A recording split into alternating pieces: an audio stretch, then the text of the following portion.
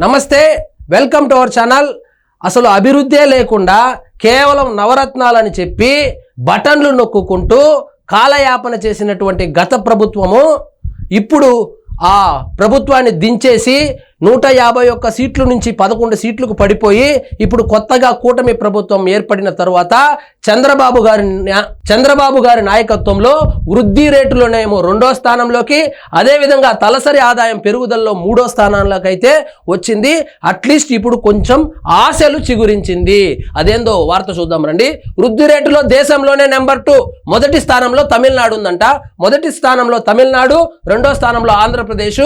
తలసరి ఆదాయ వృద్ధిలోనూ రాష్ట్రం పైకి కేవలం 9 నెలల్లోనే ఎక్కడో అట్టడుగున పడిపోయినటువంటి వృద్ధి రేటుని ఇప్పుడు 2వ స్థానానికి అయితే తీసుకొచ్చారు.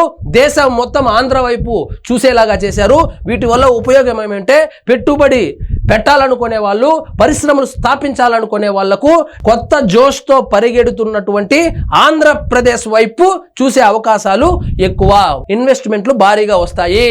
వ్యవసాయ ఉద్యాన రంగాల్లో 15.41% ప్రగతి. అసలు ఉద్యాన రంగమే లేకుండా ఉండే జగన్మోహన్ రెడ్డి గారి పరిపాలనలో గత ఏడాదితో పోలిస్తే పెరిగిన జిఎస్డిపి కూడా లాస్ట్ ఇయర్ కన్నా ఈసారి మెరుగ్గా ఉంది. ఊపందుకున్న రియల్ ఎస్టేటు, ఎప్పుడైతే కూటమి అధికారంలోకి వచ్చిందో రియల్ ఎస్టేటు భూమి వచ్చింది. అదేవిధంగా రిజిస్ట్రేషన్లు పెరిగింది. ఆ రూపంలో కూడా ప్రభుత్వానికి ఆదాయం అయితే వస్తూ ఉంది. 11.82%తో సేవల రంగం మున్ముందుకు. నివేదిక విడుదల చేసిన కేంద్రము. ఈ నివేదిక విడుదల చేసింది ఆంధ్రజ్యోతి రాధాకృష్ణనో, లేకపోతే ఈనాడు రామోజీరావు గారు, లేదా పవన్ కళ్యాణ్ గారు, లేకపోతే చంద్రబాబు నాయుడు గారు, నారా లోకేష్ గారు కాదు. ఈ నివేదిక విడుదల చేసింది కేంద్ర ప్రభుత్వము. దేశంలో వృద్ధి రేటు నమోదు చేసే రాష్ట్రాల జాబితాలో ఆంధ్రప్రదేశ్కు మళ్లీ చోటు చెక్కింది. 2024-25 ఆర్థిక సంవత్సరానికి వృద్ధి రేటులో దేశంలో 2వ స్థానంలో ఆంధ్రప్రదేశ్ నిలిచింది. ఇది చెప్పింది ఎవరు? రాష్ట్ర గ్రోత్ రేటును నిర్ధారిస్తూ కేంద్ర గణాంకాలు కార్యక్రమాల అమలు మంత్రిత్వ శాఖ MOSPI నివేదిక విడుదల చేసింది. ఇప్పుడు సాక్షి కూడా వచ్చి ఇది ఈనాడు పేపర్లో వచ్చింది కాబట్టి రామోజీరావు గారు పైన నుంచి రాయిచ్చేశారనో, లేదా రాధాకృష్ణ గారు డప్పు కొడుతున్నారనో చెప్పే అవకాశం లేదు. ఈ నివేదిక విడుదల చేసింది రాష్ట్ర గ్రోత్ రేట్ను నిర్ధారిస్తూ కేంద్ర గణాంకాలు కార్యక్రమాల అమలు మంత్రిత్వ శాఖ.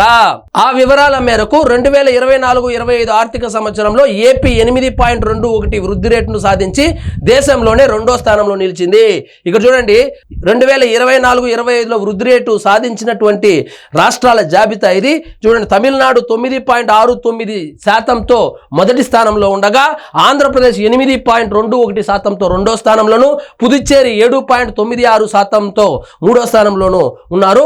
అదేవిధంగా తలసరి ఆదాయంలో కూడా పెరుగుదల వచ్చింది. తలసరి ఆదాయంలో కూడా దేశంలోనే ఆంధ్రప్రదేశ్ 3వ స్థానంలో నిలిచింది.